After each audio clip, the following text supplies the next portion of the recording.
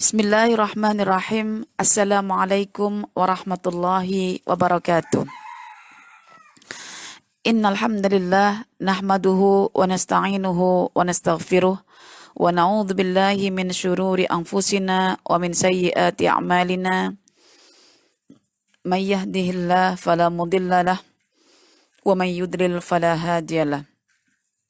Asyhadu an la ilaha illallah wa asyhadu anna Muhammadan abduhu wa rasuluh. Allahumma salli ala Muhammad wa ala ali Muhammad kama sallaita ala Ibrahim wa ala ali Ibrahim wa barik ala Muhammad wa ala ali Muhammad kama barakta ala Ibrahim wa ala ali Ibrahim fil alamin innaka Hamidum Majid. Rabbi shrah li sadri wa yassir li amri wahlul 'uqdatam min lisani yafqahu qawli. Rabbi zidni ilman warzuqni fahman. Amin ya rabbal alamin. Alhamdulillah, puan-puan, tuan-tuan yang dikasihi oleh Allah. Hari ini kita masuk surah As-Saffat, ya, juz yang ke-23, dan insya Allah pilihan kita pada hari ini jatuh pada ayat yang ke-99, 100, dan 101. Ya, yang sebelumnya saya dah pilih surah Az-Zumar, entah kenapa bila saya buka baca lagi juz yang ke-23, saya terfikir untuk mengambil bahagian perbincangan dalam surah As-Saffat mengenai anak-anak. Sebab ini antara problematika keluarga hari ini yang perlu juga untuk ditanggapi dengan serius. A'udzu billahi minasyaitonir rajim. Bismillahirrahmanirrahim. Wa qala inni dzahibun ila rabbi sayahdin. Rabbi habli minas salihin fabasyarnahu bighulamin halim. Dan Ibrahim berkata, sungguh diri ini akan pergi melangkah menuju Rabbku, dan semoga Rabbku akan memberi bimbingan, taufik, petunjuk kepadaku.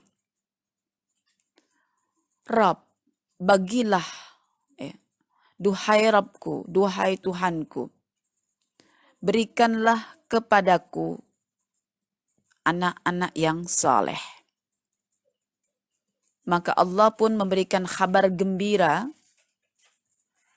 kepada Ibrahim akan lahirnya seorang anak lelaki yang santun, ya, bighulamin halim. Puan-puan, tuan-tuan yang dirahmati oleh Allah, kisah Ibrahim sungguh menakjubkan, penuh dengan keajaiban.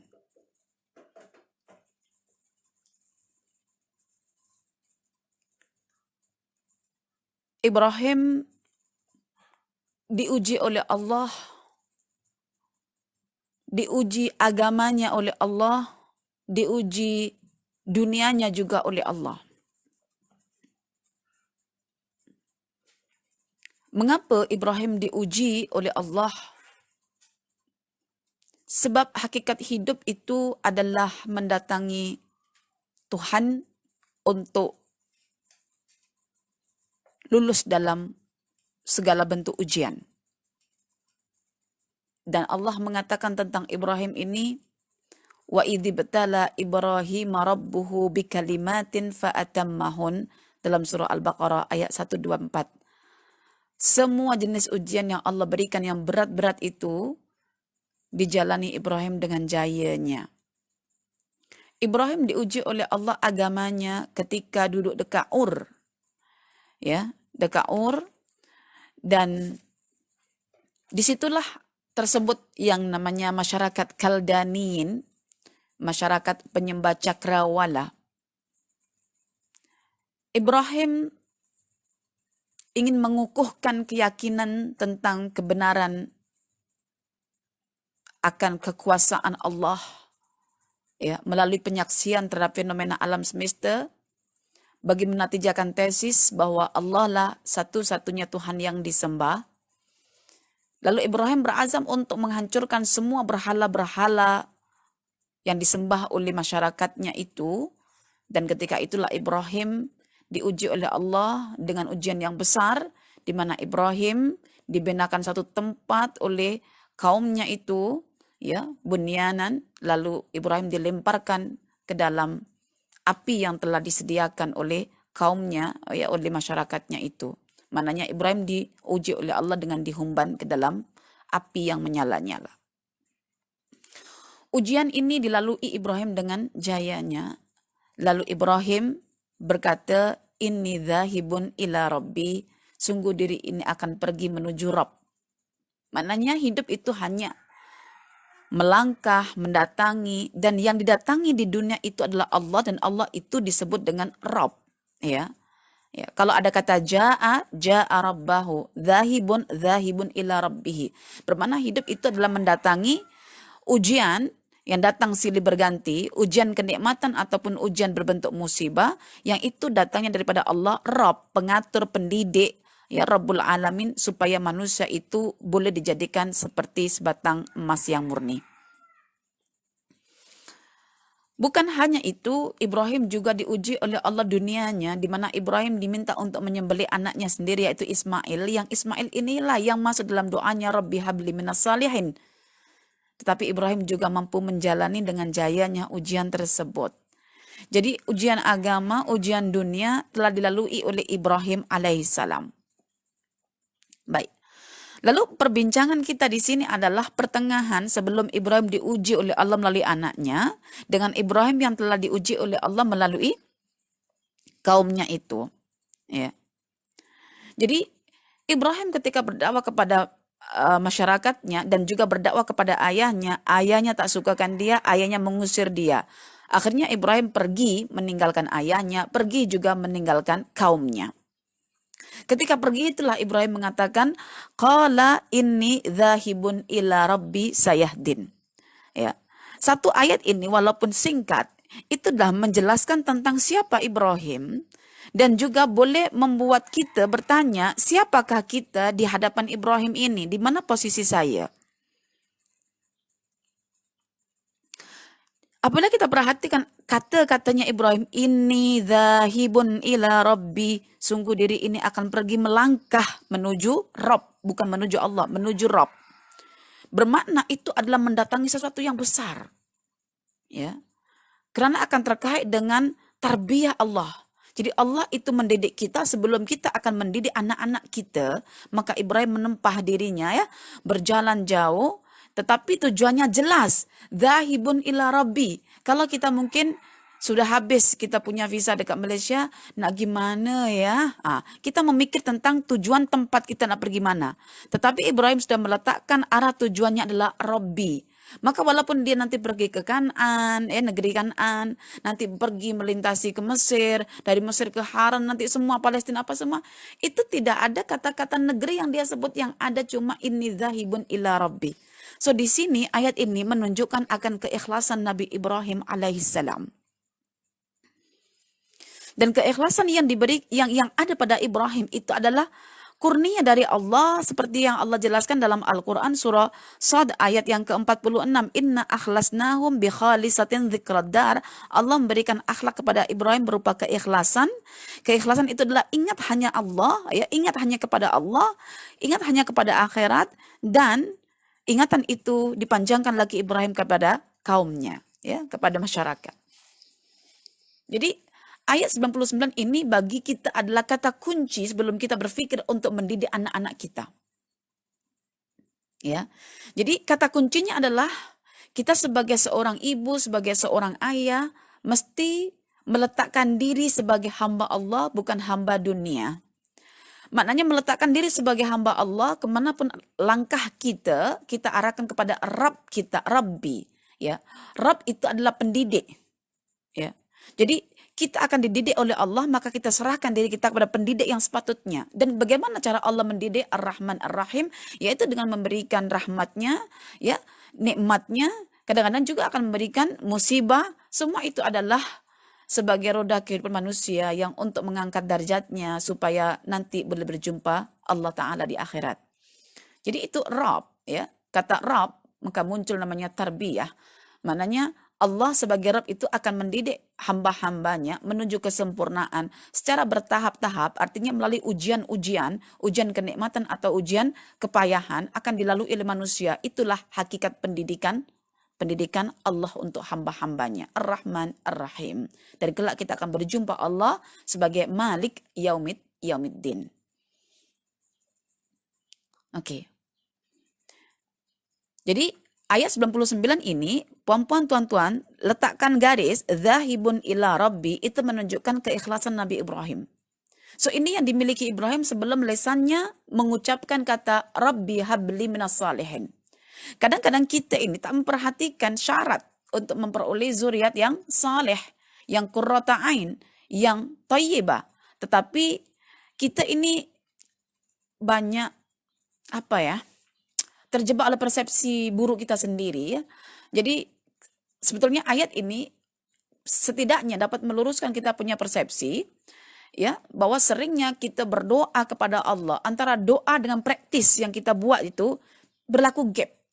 Ya, antara doa, kita sering doa Rabbana hablana habli kan.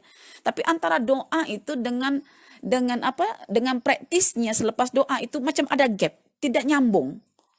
Maka nanti muncul stres dalam keluarga itu kan lantaran itu.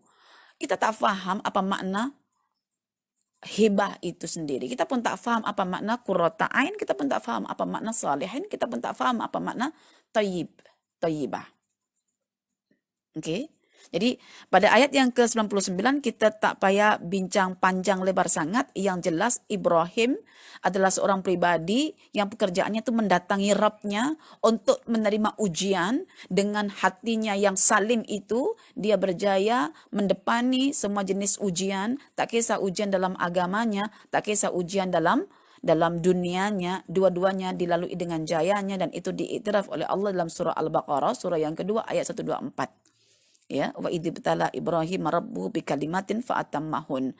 Maka luruskan persepsi kita pergi kemana? Anak-anak kita bercakap, "Dhahabtu ilal madrasati ya ummi." Saya telah pergi ke madrasah ummi. Oke. Di sini Ibrahim dhahibun, dhahabtu ila rabbi. Saya pergi menuju Rabbku. Maknanya saya siap untuk dididik oleh Rabbku. Selepas meninggalkan negeri Ur yang ada dekat Irak ketika itu, yang masyarakatnya adalah penyembah cakrawala yang disebut dengan masyarakat Kaldaniyin. Itu Ibrahim latar belakangnya. Oke. Jadi ini bagi saya adalah big pointnya, bukan kita terjebak oleh angan-angan di masa hadapan punya anak yang soleh, tetapi apa yang mesti ada pada pribadi kita itu kita lupakan, sehingga berlakulah antara doa dengan reality itu gap, yang pada akhirnya akan memunculkan stres dalam berumah tangga. Oke. Lalu kita perhatikan doa Nabi Ibrahim di sini. Rabbi habli minas salihin. Duhai Tuhan, ya, berikanlah kepadaku, hebahkanlah kepadaku anak-anak yang saleh. Apa makna hib? Rabbi hab. Apa makna hab? Berikan kepadaku. Hebah. So, hebah ini, apabila saya merujuk dalam tafsir Al-Kasyaf yang ditulis oleh Az-Zamakhsyari, beliau seorang ahli bahasa memberikan satu komen dalam tafsirnya, dan komen itu akhirnya dinukil juga oleh Ibnu Ashur dalam tafsirnya, ya, tafsir At-Tahrir wa Tanwir.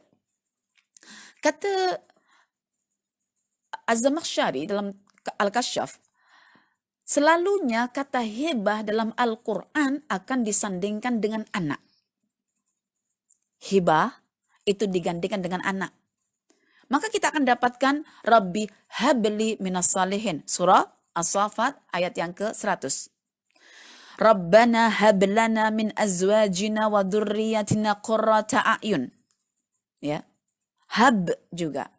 Dalam surah Al-Furqan, surah yang ke-25 ayat 74. Kemudian, hunalika da'a Zakaria rabba qala rabbi habli min ladunka dhurriyatan thayyibah innaka sami'ud du'a.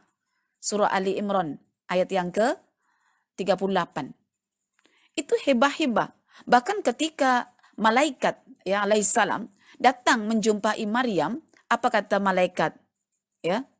li ahabalaki hulaman zakiya. Ya, aku nak berikan ya kepadamu anak yang suci. Itu malaikat menyampaikan wahyu daripada Allah menuju Maryam. Ya, jadi kata Zamakhsyari hanya ada satu ayat saja hibah itu dikaitkan dengan akh. Akh itu pun saudara seibu Nabi Musa alaihissalam yang disebutkan dalam surah Maryam ayat yang ke-53 ya. Wa wahabna lahu mir rahmatina akhahu Haruna nabiyya. Tapi yang jelas kata Az-Zamakhsyari bahwa dalam Al-Quran kata hibah itu disandingkan dengan anak-anak. Tetapi dia memberikan apa makna hibah itu sehinggalah saya membuka surah Maryam ayat yang ke-49 ya dan ayat yang ke-50 saya mendapatkan di situ huraiannya ya Al-Imam Ibnu Ashur dalam kitab tafsirnya bahwa hibah itu merupakan ketentuan, ketetapan, takdir dari Allah semenjak azali untuk manusia selepas manusia itu merentasi waktu yang begitu lamanya menantikan perkara itu. Dan hibah itu diberikan kepada hambanya sebagai bentuk balasan atas keikhlasan hamba itu. Dan keikhlasan hamba itu adalah dipengaruhi oleh ihsannya hamba itu. Dan ihsannya hamba itu adalah sangat terkait dengan bagaimana dia berinteraksi dengan ibu bapaknya. Tengok puan-puan. Jadi apa yang kita fahami tentang hibah? Hibah dengan hadiah itu lain mungkin ya. Kalau hadiah itu lain dengan hibah. Hibah lebih spesifik di sini dikaitkan dengan pemberian dalam bentuk anak. Kalau hadiah itu benda makanan ke, pakaian ke dan lain sebagainya.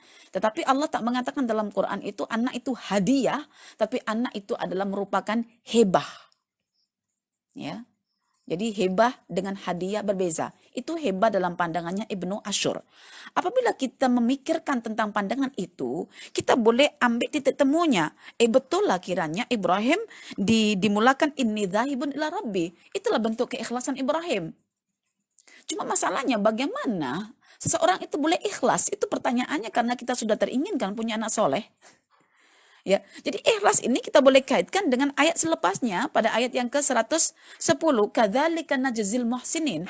Keikhlasan itu merupakan anugerah dari Allah yang ia dibina sebelumnya oleh keihsanan seorang hamba itu.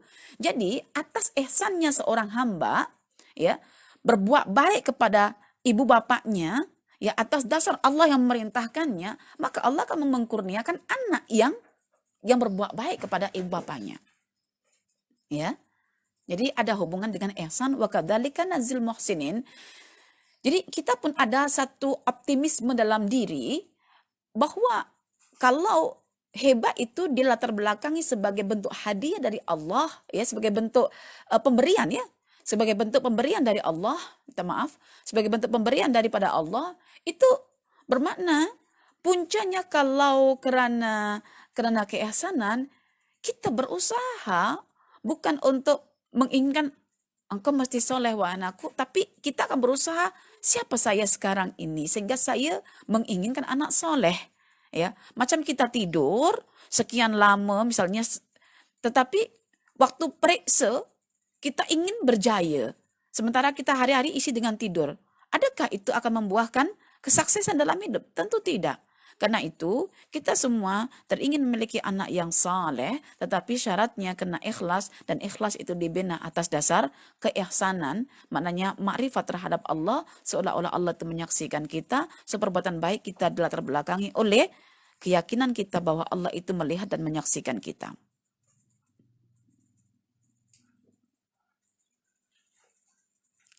Baik. Kemudian, habli minas salihin. Kenapa Ibrahim berdoa di sini, duhai Rabb, kurniakan aku anak-anak yang saleh. Adakah ini tak bertentangan Ustazah dengan surah Al-Furqan ya, yang mengatakan qurrata a'yun ya. Rabbana hablana min azwajina wa dzurriyyatina qurrata a'yun. Adakah ini tak clash juga dengan doanya Nabi Zakaria? Ya, hunalika da'a Zakaria rabba qala rabbi habli min ladunka dzurriyyatan thayyibah. So ada dzurriyyatan thayyibah, ada qurrata a'yun, ada salihin. Cantiknya pandangan Ibnu Asyur dalam tafsirnya adalah begini. Kenikmatan memiliki seorang anak pada kemuncaknya ada pada kesalehannya. Jadi nikmatnya kita memiliki anak itu tatkala anak itu berada pada kesalehannya. Ketika anak saleh itu yang membuat pandangan mata ibu bapak terasa sejuk. Ya. Dan apa yang diharapkan dari kesalehan anak itu adalah birrul walidain. Dan birrul walidain itulah makna zurriyatan thayyibah yang didoakan oleh Nabi Zakaria dalam surah Ali Imran. Dan zurriyatan thayyibah yang dimaksudkan oleh Zakaria itu adalah Nabi Yahya. Dan apa kata Allah tentang Nabi Yahya dalam surah Maryam? Wa barram biwalidayhi walam yaj'alhu jabbaran asiya. Allah menjadikan Yahya itu sebagai anak yang berbakti kepada ibu bapaknya. Bentuk kebaktian Yahya inilah yang diharapkan sebetulnya oleh Nabi Zakaria ketika bermunajat kepada Tuhannya, ya, yaitu ya Allah berikanlah kepadaku zurriyatan thayyibah innaka sami'ud du'a. Jadi Quran itu tidak clash. Maka dalam berinteraksi dengan Al-Quran itu tolong Quran dari ayat ke ayat itu saling ditafsirkan. Sehingga penafsiran itu akan membuahkan satu kefahaman yang bersifat holistik, menyeluruh, utuh. Jadi kalau semua dikatakan Rabbi habli min qurrati a'yun, Rabbana hablana min azwajina wa dzurriyyatina qurrata a'yun, Rabbana hablana ya Rabbi habli min ladunka dzurriyyatan qurrata a'yun. Satu benda aja yang kita dapat, tidak ada penjelasan. Maka Allah letakkan satu doanya ibadur rahman, satu doanya Ibrahim alaihissalam, satu doanya Nabi Zakaria alaihissalam. Jadi cantik di situ ya. Perempuan, tuan-tuan yang dirahmati oleh Allah. Disinilah kita kena sedar, kita kena faham ketika mana kita berdoa, doa ibadur rahman, Rabbana hablana min azwajina wa dzurriyyatina qurrata a'yun. Apa makna qurrata a'yun? Itu mesti kita fahami sehingga antara praktis dengan doa itu tak ada gap. Kalau ada gap akan berlaku stres nanti dalam kehidupan kita. Jadi qurrata a'yun. Baik, perempuan tuan-tuan yang dirahmati oleh Allah, menjelaskan tentang makna as-salihin dalam ayat ini sungguh menarik. Mengapa menarik? Sebab ketika Ibrahim alaihissalam berdoa, Rabbi habli minas salihin, Ibrahim melakukan follow up atas doanya ini. Melakukan follow up atas doanya ini. Ya, doanya adalah disebutkan dalam surah Ibrahim, ya, ayat yang ke-40, Rabbi ja'alni muqimas salati wa min dzurriyyati Rabbana wa taqabbal du'a. Ya. Jadi ketika Ibrahim menginginkan zuriat yang saleh, sebetulnya bukan ketika itu Ibrahim diberikan. Ibrahim kena pergi dulu ke negeri Kan'an. Dari negeri Kan'an bersama Sarah, kerabatnya yang beriman yang menjadi istrinya itu, melintas lagi ke Mesir. Ya. Dari Mesir barulah jumpa Hajar itu hadiah daripada seorang raja. Kemudian barulah keluar, baru dianugerahkan anak. Ya. Jadi fabasyarnahu bighulamin halim. Di sini Ismail maksudnya Allah memberikan kabar gembira akan diberikan anak namanya Ismail. Itu bukan seketika perempuan. So hibah itu benda yang agak lama untuk didapatkan. Jadi kalau kita sedar menggunakan kata hibah, Rabbi habli, bukan seketika itu baru berdoa sekarang beberapa minggu sudah menuntut hasilnya. Tidak relevan. Ya, kalau kita paham kata hab itu kita katakan stres. Ya, kalau kita paham benda itu instan, memang kita akan stres di situ. Jadi ternyata cukup lama Ibrahim itu menantikan.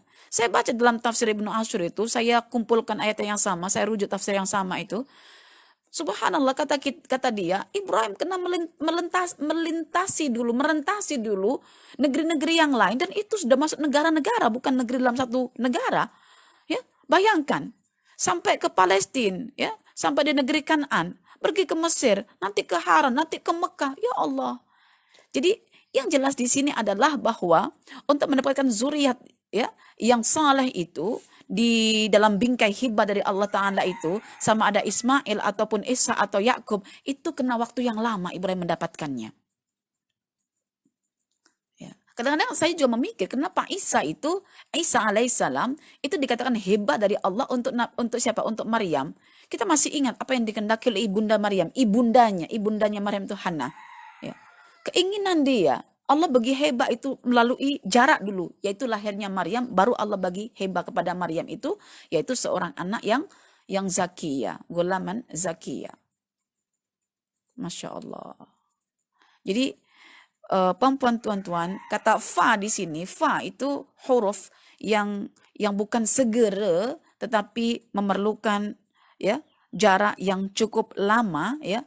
Rabbi habli minas salihin fabasyarnahu. Itu pun diberi kabar itu cukup lama jaraknya. Kena bersama Sarah dulu, kena sampai ke Mesir dulu, baru keluar dari Mesir, barulah nanti si Hajar itu ya mengandung, dan disitulah Ibrahim alaihissalam memiliki anak yang namanya Ismail. Oke, perempuan tuan-tuan yang dirahmati oleh Allah. Apa yang saya hendak sampaikan di sini adalah Ibrahim ketika menginginkan zuriat yang saleh, Ibrahim berdoa kepada Allah, ya Allah, ya, jadikanlah aku ini sebagai ahli salah, begitu juga zuriatku. Ya. Dan Ibrahim sebelum berdoa itu dia mengucapkan pujian kepada Allah. Alhamdulillahilladzi wahabali alal kibari Ismaila wa Ishaq. Coba tengok. Segala puji bagi Allah yang telah memberikan kepadaku, ya, menghebatkan kepadaku yang namanya Ismail dan Ishak di masa tuaku. Coba doanya dah lama ketika muda keluar daripada negeri Ur itu ya, negeri apa namanya Irak itu, masyarakat Kaldanin bersama Sarah itu baru dikasih ketika sudah tua. Alhamdulillahilladzi wahabali alal kibari Ismaila wa Ishaq. Surah Ibrahim ayat 39. Ketika diberi anak-anak yang saleh, ketika diberi anak-anak itulah Ibrahim berdoa. Doanya apa? Rabbi habli Rabbi ja'alni muqimas salati wa min dzurriyyati rabbana wa taqabbal doa. Jadi anak yang soleh dalam versi Ibrahim adalah anak yang mau menegakkan solatnya. Anak yang mau menegakkan solatnya. So bagaimana anak-anak kita hari ini? Anak-anak kita hari ini adalah cerminan apa yang kita lakukan. Artinya kita mengharap sangat dengan anak-anak kita, sementara kudwah, contoh, teladan itu tak kita berikan. Yang paling cantik Ibnu Ashur mengatakan dalam tafsirnya ketika menafsirkan surah Al-Furqan ayat yang ke-74 itu, mengapa doa ibadur rahman itu waja'alna lil muttaqina imama. Ini metode sebetulnya, tapi jarang orang memahami di sini. Rabbana hablana min azwajina wa dzurriyyatina qurrata a'yun waj'alna lil muttaqina imama. Sebelum kita mengharapkan pasangan kita, zuriat kita sebagai qurrata a'yun, waj'alna lil muttaqina imama, jadikan kami ini sebagai imamnya orang-orang muttaqin. Artinya, kalau kita mengharapkan anak-anak itu yang saleh, kita berusaha untuk menghias diri sebagai orang muttaqin, bahkan menjadi imamnya di antara muttaqin itu. Dan Ibrahim memberikan contoh di mana Ibrahim adalah imaman linnas, menjadi imamnya semua manusia, bahkan dikatakan sebagai ummatan. Ya. Jadi kita sebagai pemimpin dulu, ya, memberikan teladan yang terbaik dulu, barulah kita mengharapkan anak-anak kita menjadi anak-anak yang soleh. So kita boleh bercermin diri sekarang, siapa kita sehingga kita berkeinginan sangat memiliki anak yang saleh membuat mata kita berseri-seri, merasa nikmat qurrata ayun. Mengapa berseri-seri? Karena dari kesalahan anak itu tumbuh benih-benih yang namanya birrul walidain. Ya. Jadi doa Ibrahim memperincikan doa ibadur rahman, ya, dan doa ibadur rahman ini diperincikan lagi oleh doa Nabi Zakaria alaihissalam. Oke, baik, puan-puan, tuan-tuan yang dirahmati oleh Allah.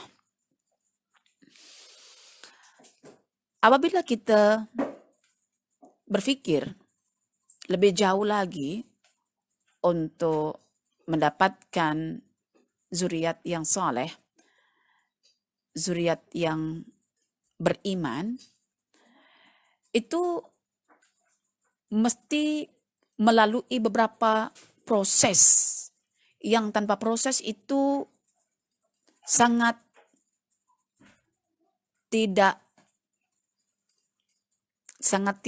apa istilahnya layak kita menginginkan zuriat itu sebagai zuriat yang saleh. Yang paling cantik adalah tatkala kita mampu untuk mengaitkan pendidikan dalam Al-Quran itu dari kisah ke kisah yang lain. Ya, dari kisah ke kisah yang lain. Membekali diri dengan ilmu pendidikan, dengan teori pendidikan, itu sangat membantu sebetulnya dalam mencetak zuriat yang saleh. Ketika Nabi Ibrahim mengatakan, Rabbi ja'alni muqimas salati wa min dzurriyyati rabbana wa taqabbal du'a. Duhai Allah, duhai Rabb, jadikan aku sebagai penegak sholat. Maknanya, tampilkan dulu diri sebagai seorang imam sholat yang baik, baru anak-anak akan follow kita. Rabbi ja'alni muqimas salati. Baru wa min dzurriyyati. So hari ini, kaum lelaki sebagai imam telah teruji, ya, hari ini teruji dengan adanya isu COVID, ya, yang membuat para ayah yang berstatus sebagai imam mesti akan berikan contoh yang terbaik dalam membaca Al-Quran, dalam membimbing anak-anak sholat, ya kan, dalam bertadarus dan lain sebagainya. Itu imam, buktikan dulu. Maka Ibrahim tidak segera meminta, ya Allah bagi saya maksudnya jadikan anak-anak saya ahli salat. Dia akan katakan, Rabbi ja'alni muqimas salah. Ya. Wa min dzurriyyati, baru zuriat. So, bagaimana cara kita untuk mendidik kita anak yang saleh? Kata-kata Ibrahim ini diperjelas lagi oleh kisah Luqman Al-Hakim. Nah, tengok kisah-kisah. Dalam Quran itu ada 17 dialog ayah dengan anak. Ya, ya. Ada 17 dialog, ya. 14-nya itu terkait dialog seorang ayah dengan anaknya. Oke. Jadi ayah ini memiliki peranan yang cukup besar dalam pendidikan anak. Ya, ketika dia ada, ketika tak ada, dia akan diambil alih oleh seorang ibu. Ya, baik. Ketika Ibrahim meminta kepada Allah agar dikurniakan anak-anak yang menjaga sholatnya, jawabannya ada pada kisah Luqman. Sebelum Luqman mengajak anaknya untuk menegakkan sholat, dia berkata apa? Ya bunayya innaha intakum mithqala habbatin min khardalin fatakun fi sakhratin aw fis samawati aw fil ardi ya'ti bihallah innallaha latifun khabir. Luqman mengajarkan dulu kepada anaknya tentang ma'rifatullah. Luqman memperkenalkan dulu siapa Allah itu kepada anak-anaknya. Sebab kita sudah bincang, sholat itu merupakan tali atau jalinan perhubungan antara seorang hamba dengan Tuhannya. Maka Luqman memperkenalkan dulu kepada anaknya itu tentang siapakah Allah. Allah itu Al-Latif, Allah itu Al-Khabir, Allah itu Al-Qadir, ya'ti bihallah. Baru Luqman berkata, ya bunayya aqimis shalah. Boleh cek dalam surah Luqman, surah yang ke-31, ayat yang ke-16 dan 17. 16 ma'rifatnya, 17 adalah perintah untuk sholatnya. Oke. Jadi anak soleh ini ikut cara Ibrahim dulu, berdoa agar anaknya itu dikurniakan kemahuan untuk menegakkan sholat. Dan bagaimana cara anak itu mau menegakkan sholat? Ikut kisahnya Luqman, ya, Luqman Al-Hakim, ya, yang mendidik anaknya dengan ma'rifatullah, sehingga anaknya diperintahkan untuk ya bunayya aqimis shalah. Oke.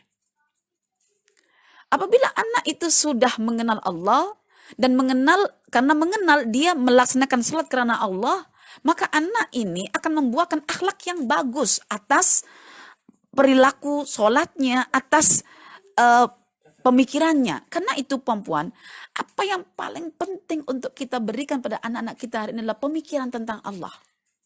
Itu pemikiran. Pemikiran itu yang akan membuahkan akhlak. Dan akhlak yang tinggi pada seorang anak adalah birrul walidain. Kita mengharap anak itu baik kepada kita, tapi pemikiran kita tak pernah bagi. Pemikiran. So apa jenis pemikiran hari ini yang kita bagi sebagai makanan anak-anak kita? Ya. Pemikiran itu disebut sebagai ma'rifatullah. Tauhid. Sehingga ketika kita sudah tua nanti misalnya, ajal sudah hendak mendatangi kita, kita rasa tenang seperti mana yang Allah ceritakan dalam kisah Nabi Yakub alaihissalam. Ya, surah Al-Baqarah ya ayat 133 ya, Allah menceritakan tentang kisah Nabi Yakub alaihissalam, am kuntum syuhada'a idh hadara Yaqubal mautu idh qala li banihi ma ta'buduna min ba'di qalu na'budu ilahaka wa ilaha abaika Ibrahim. Jadi Nabi Yakub bertanya pada anak-anaknya, apa yang akan kalian sembah nanti ketika aku sudah mati? Wahai ayah, kami akan sembah Tuhan ayah dan Tuhan moyang ayah. Selesai. Itu yang kita inginkan. Mengapa? Sebab apabila kita menghembuskan nafas kita yang terakhir, kita panggil anak-anak kita tanya pada mereka, dia jawab, kami akan sembah Allah. Itu yang membuat tarikan nafas kita tenang menuju Allah. Sebab setiap anak yang kita harapkan menjadi zuriat yang soleh, yang qurrata a'yun, yang thayyibah, itu adalah supaya di akhirat nanti kedudukan anak yang tinggi itu boleh mengangkat kita. Karena itu Allah berfirman tentang harapan seorang ibu dan ayah memiliki anak yang soleh adalah ketika mana Allah berjanji akan mengumpulkan ayah ibu itu dengan anak-anaknya. Anak-anak yang apa? Anak-anak yang beriman. Coba perhatikan di sini ya. Surah At-Tur, surah yang ke-52 ayat 21, Allah berfirman ya, alhaqna bihim dzurriyyatahum wa ma alatnahum min amalihim min syai'. Allah akan sandingkan zuriat yang saleh itu, zuriat yang beriman itu dengan ibu bapanya tanpa mengurang sedikit pun kedudukan ibu bapaknya itu atau mengurangkan kedudukan anaknya itu. Jika anaknya itu yang tinggi kedudukannya, ibu bapaknya akan diangkat oleh Allah menuju kedudukan anak tanpa diturunkan sedikit pun. Jika yang tinggi adalah ibu bapaknya, maka anak itu akan ikut kepada ibu bapaknya tanpa mengurangkan kedudukan ayah ibunya sedikit pun. Tapi apa yang kita harapkan adalah kita merasa bahwa diri kita mungkin kurang soleh, kita mengharap yang lebih soleh adalah anak-anak kita, laksana Hana memiliki anak yang soleh, Maryam ya saleha, tadi Maryam memiliki yang lebih soleh lagi yaitu Isa. Begitulah sebetulnya harapan yang ideal itu. Dari kita siapa, kemudian anak kita macam mana, cucu kita macam mana, itu kita harapkan ada kenaikan yang cukup lah, bukan semakin menurun. Ya, karena kita ingin berkumpul dengan zuriat kita nanti. Oke, baik puan-puan. Tetapi apa yang Allah perkatakan adalah fakhalafa min ba'dihim khalfun adaa'us salata wattaba'us syahawat. Zuriat hari ini ya kebanyakannya adalah follow syahwat dan tinggalkan atau abaikan atau tak menjaga salat itu sendiri. Surah Maryam ayat yang ke-59. So disinilah puan-puan, tuan-tuan ya. Jangan mudah kita melafazkan doa tanpa memahami apa doa yang kita panjatkan. Kalau doa yang kita pilih adalah doanya ibadur rahman, ya, Rabbana hablana, kita faham apakah hibah itu. Min dzurriyyatina qurrata a'yun, kita faham apa qurrata a'yun itu. Sehingga antara praktis kita dengan doa kita tak berlaku gap atau perselisihan. Lalu waja'alna lil muttaqina imama, apa yang perlu kita lakukan? Yaitu kita berusaha untuk menjadi teladan yang terbaik. Ya. Baik, puan-puan, tuan-tuan yang dirahmati oleh Allah, sekali lagi bahwa zuriat yang saleh itu adalah zuriat yang boleh menyejukkan mata ayah ibunya. Dan mengapa sejuk? Sebab terbit dalam diri anak itu birrul walidain. Lalu apakah birrul walidain itu? Kata birrul walidain itu disebutkan dalam Al-Quran sebanyak dua kali, dan itu terkait dengan kisah siapa? Kisah Nabi Yahya dengan kisah Nabi Isa alaihissalam. Ya, Nabi Yahya Allah menyebutkan pada ayat yang ke-14 surah Maryam, ya, wa barram biwalidayhi wa lam yaj'alhu jabbaran asiya. Ya, dan dia berbakti kepada ibu bapanya, tidak menjadi anak yang derhaka kepada ibu bapanya. Kemudian tentang Isa, wa barram biwalidati walam yaj'alni jabbaran syakiya, dan berbakti kepada ibuku dan tidak menjadikan aku sebagai anak yang syakiya, yaitu yang jabbaran, yang syakiya, yang sombong dan sengsara, artinya yang kesengsaraan itu adalah berpunca daripada menentang atau melanggar atau tidak mentaati ibu bapa. Coba puan-puan, tuan-tuan. Nabi Isa ketika menyebutkan wabarram biwalidati, dan aku berbakti kepada ibuku, pasangannya apa? Walam yaj'alni jabbaran syakiya, dan tidak menjadikan aku sebagai seorang yang jabbar, ya. Jabbar itu yang berbuat zalim, ya. Syakiya yang sengsara. Artinya setiap tindakan kita pada ibu bapak kita akan menghasilkan sesuatu yang buruk, akan menghasilkan sesuatu sama ada baik atau buruk, bergantung kepada kita punya tindakan pada mak ayah kita. Jika yang kita lakukan adalah birrul walidain, hasilnya kita tidak akan sengsara. Mengapa ramai anak sengsara hari ini, tertekan hari ini walaupun kedudukannya tinggi? Karena birrul walidain tidak diberikan. Dan mengapa ketika Allah menyebutkan anak itu memiliki tugasan, yaitu berbakti kepada ibu bapak, ibunya dahulu yang diutamakan, bukan ayahnya.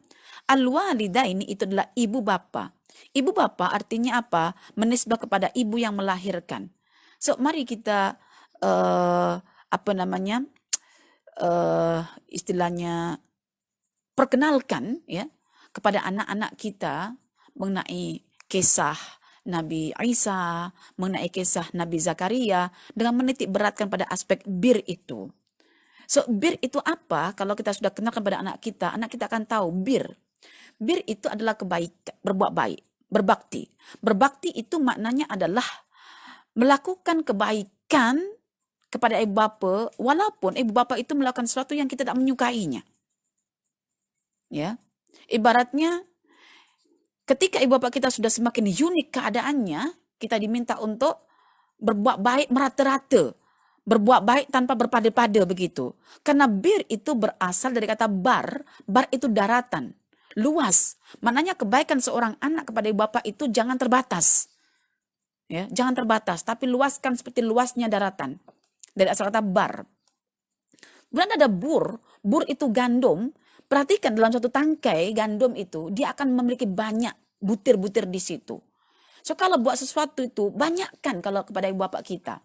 Buat baik itu kepada mak ayah kita, tolong diluaskan seluas lautan dan dibanyakkan seperti mana banyaknya butir gandum. Ya, ada hubungan dengan kata bir, bar, bur. Ya, burun gandum, ya, barun daratan, bir kita berlaku baik kepada mak ayah kita. Tapi yang kita utamakan adalah mak kita. Maka insya Allah fabasyarnahu bighulamin alim, ya halim. Allah akan bagi kabar gembira. Kabar gembira itu adalah ibasyar itu sesuatu yang akan kita rasakan tapi belum lagi, bilanya tidak tahu, tapi memerlukan jarak dan waktu. Jadi hari ini kita tak boleh menentukan anak kita soleh, karena solehnya anak itu ditentukan sampai dia mati nanti. Jangan sampai hari ini kita bangga anak kita soleh, umur 30 tahun anak kita sebagai hafidhul Quran, mengajar ke mana-mana. Kita tak tahu adakah akhir kesudahan anak kita macam Bal'am bin Baurah, murtad. Macam Ubaidah bin Jahsh, murtad. Walaupun soleh. Jadi soleh itu perlu waktu yang lama dan dia melibatkan proses. Karena itu ada anak yang kita tinggalkan tidak baik. Tetapi ketika kita sudah dikubur nanti itu, anak kita di akhir hayatnya dibukakan pintu hidayah oleh Allah, bertaubat kepada Allah, berdoa untuk kita, mati dalam keadaan beriman. So ini namanya anak yang saleh. Oke. Jadi perempuan, tuan-tuan yang dirahmati oleh Allah, jangan tergesa-gesa dalam menginginkan anak soleh. Seperti yang dicontohkan Ibrahim di sini. Apa yang paling penting adalah keikhlasan mesti kita bina. Dan kita sudah bincang tentang keikhlasan itu. Dan asasnya keikhlasan adalah keihsanan. Dan keihsanan pun sudah kita bina apa metodenya. Oke? Dan doa dengan praktis jangan berlaku gap. Nanti akan stres. Ya. Menantikan hasil itu cukup lama, maka jangan tertipu oleh hasil, result, tetapi tapi fokuslah kepada prosesnya.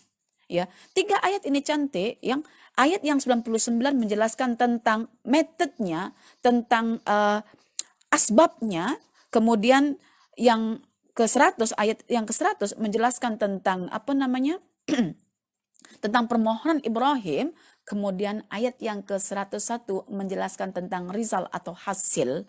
Dan hasil ini tak disangka-sangka oleh Ibrahim karena diberi ketika Ibrahim sudah secara akal tak masuk akal lagi melahirkan anak. Ya, secara akal tidak lagi. Ya, pelik. Zakaria pun sudah tua, Ibrahim pun sudah tua, yang Maryamnya malah tak pernah ada lelaki di sampingnya. Ketiga-tiganya diberi Allah anak melalui kata hibah. Itu untuk menunjukkan kuasa Allah. Jadi puan-puan, renungan hari ini, jangan pesimis. Marilah kita optimis kepada Allah untuk memiliki zuriat yang saleh. Karena zuriat yang saleh itu adalah hibah. Dan hibah itu adalah terkait dengan kuasa Allah. Perhatikan Ibrahim ketika Allah bagi anak itu. Bila alal kibar, ketika sudah tua sangat. Zakaria bila dibagi oleh Allah ketika sudah tua sangat. Ada yang mengatakan ketika itu umurnya 89 tahun, itu kata Zamakhsyari. Istrinya umur 99 tahun. Kemudian istrinya umur 89 tahun, itu kata Zamakhsyari. Kemudian Maryam ya, lagi tak punya suami, tapi punya anak. Jadi kalau kita sekarang punya suami, kita punya istri kan, kita pun belum tua lagi. Ada harapan punya anak saleh itu. Tapi harapan itu jangan setakat jadi impian. Jadikan sebagai cita-cita dengan di follow up secara praktis. Apakah praktisnya? Perempuan, tuan-tuan, perkenalkanlah kepada anak-anak kita ma'rifatullah. Namun bagaimana kita akan kenal Allah, akan kenalkan anak tentang Allah, sementara kita sendiri tak kenal Allah. Lalu bagaimana kita mengenal Allah? Kita boleh tadabbur Al-Quran. Kita boleh tafakur alam semesta. So, ini yang saya tekankan sekali lagi, ensiklopedia Asmaul Husna yang ditulis oleh doktor profesor doktor lah, ya, syekh juga, ya, Syekh Abdul Razak bin Abdul Muhsin Al-Badr, ya. Kita akan tahu selama kita belajar tentang ma'rifatullah, kita akan tahu siapakah Allah. Jadi senang kita transfer kepada Allah, ya. Belajarlah.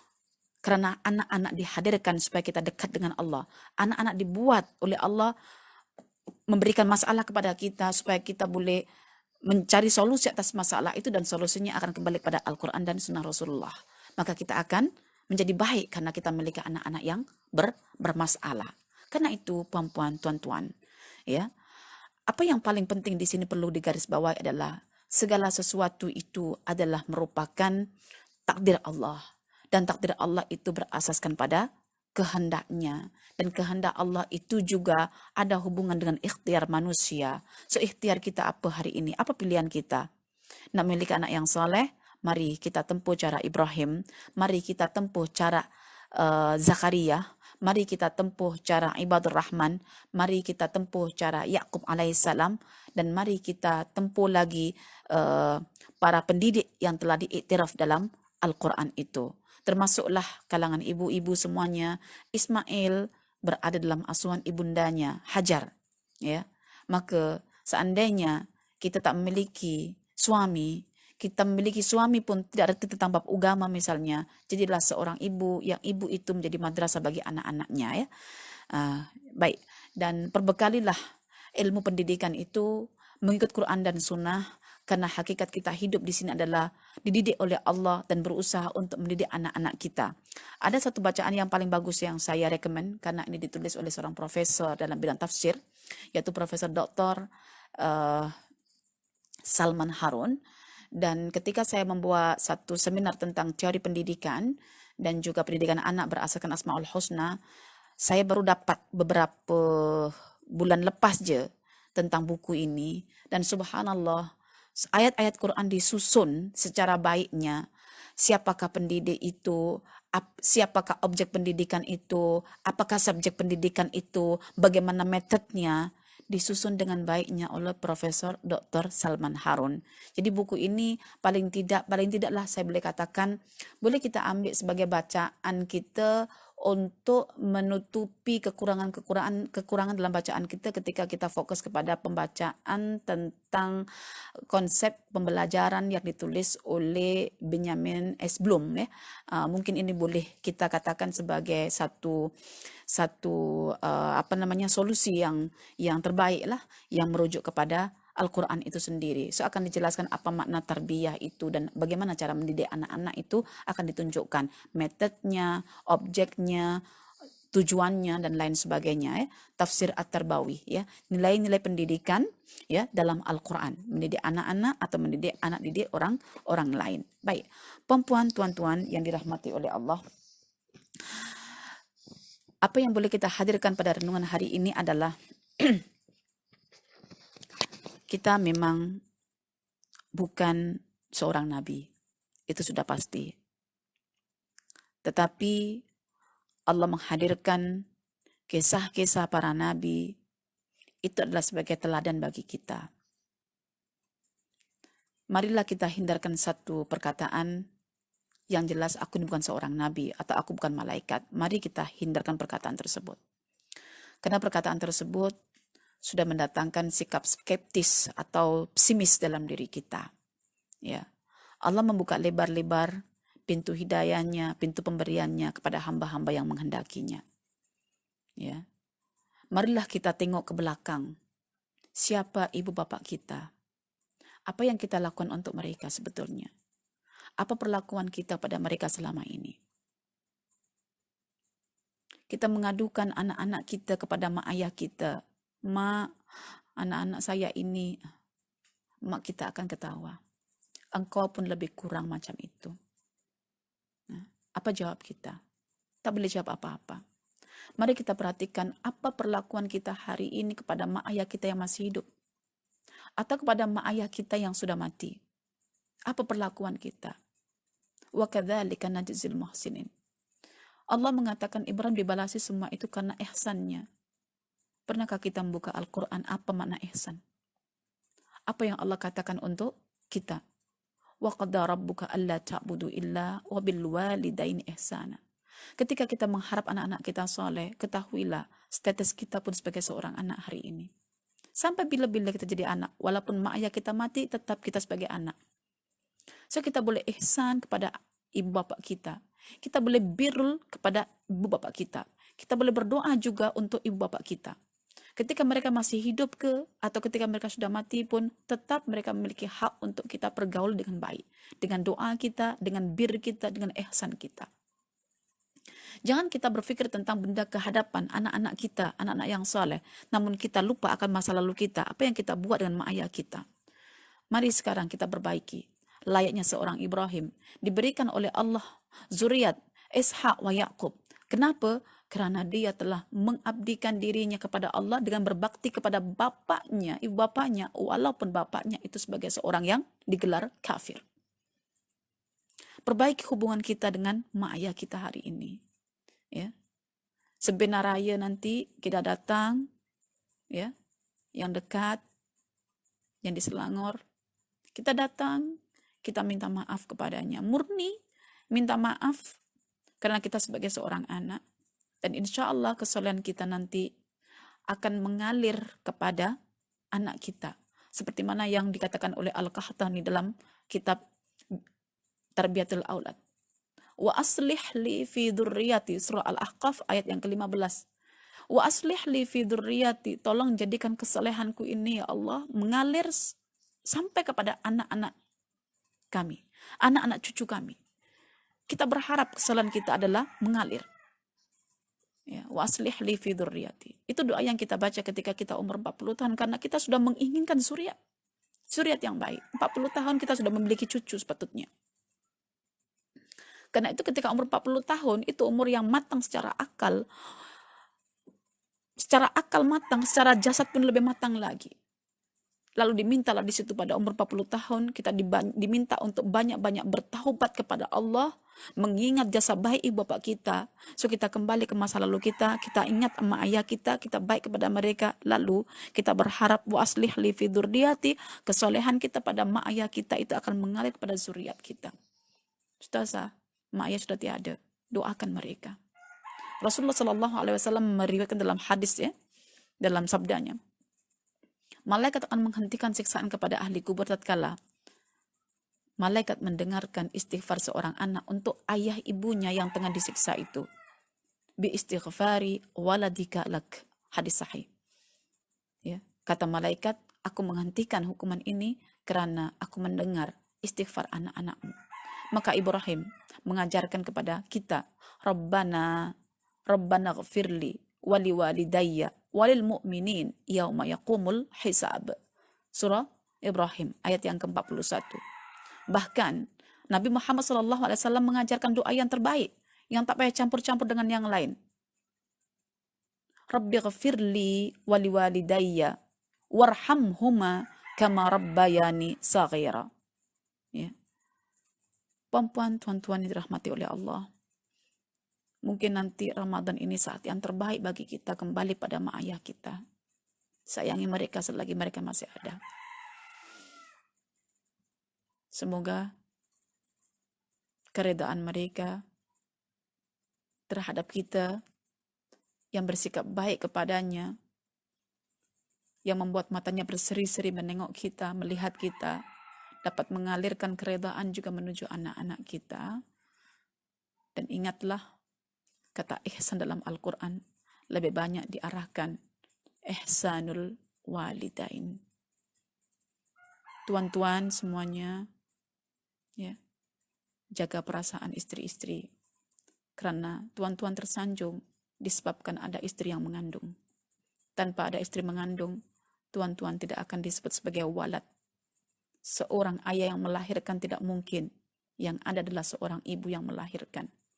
Mari bertolak ansur di Ramadan ini, sayangi istri-istri kita, dan wahai para istri, sayangilah ayah ibu kalian, walaupun Anda sudah berkahwin dan memiliki seorang suami.